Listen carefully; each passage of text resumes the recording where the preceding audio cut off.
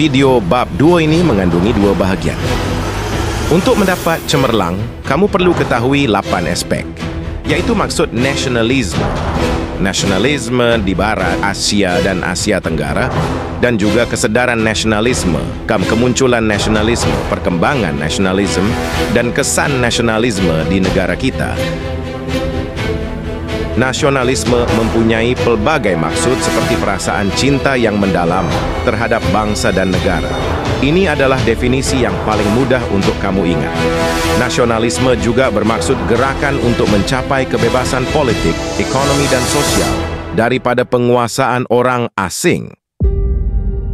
Masyarakat Malaysia memulakan gerakan untuk mencapai kebebasan negara daripada penguasaan orang asing, iaitu Jepun.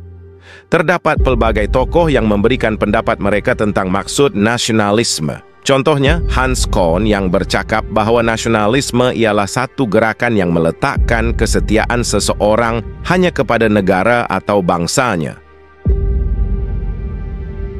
Bermula dengan England, terdapat satu revolusi yang bernama Revolusi Keagungan. Sepatutnya, undang-undang akan digubal oleh Parlimen England melalui proses yang adil. Tetapi, Raja James II membelakangkan Parlimen semasa beliau mengubal undang-undang. Oleh kerana itu, Raja James II ditentang oleh Mary II, Raja William of Orange dan juga ahli Parlimen.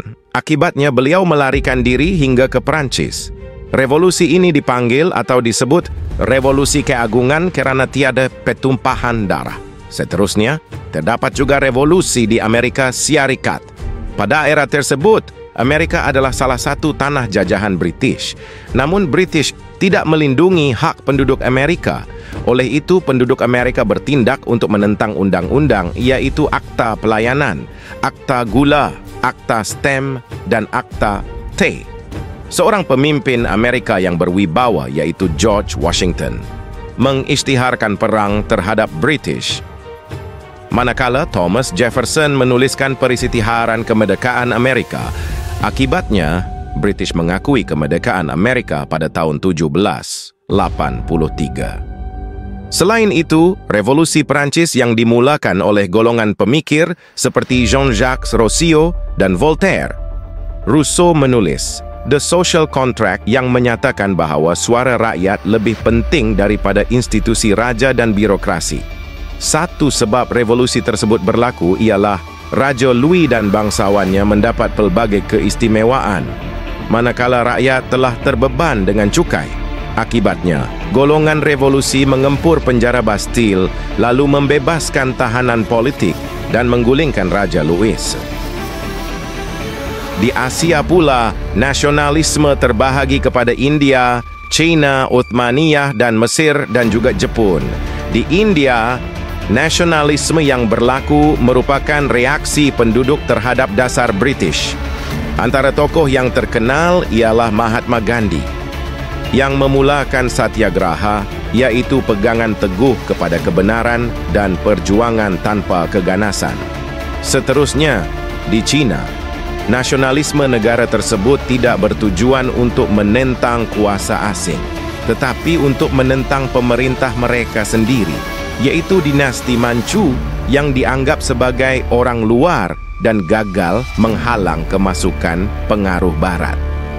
Tokoh yang memulakan kebangkitan nasionalisme ini ialah Dr. Sun Yat-sen yang mengemukakan 3 prinsip rakyat, iaitu nasionalisme, demokrasi dan kebajikan sosial. Selain itu, di Mesir dan Uthmaniyah terdapat 2 gerakan yang sangat penting, iaitu gerakan Islah dipelopori oleh Said Jamal al-Din al-Afghani dan Sultan Abdul Hamid sebagai penggerak idea pan-Islamisme. Gerakan Islah merupakan gerakan pemulihan Islam.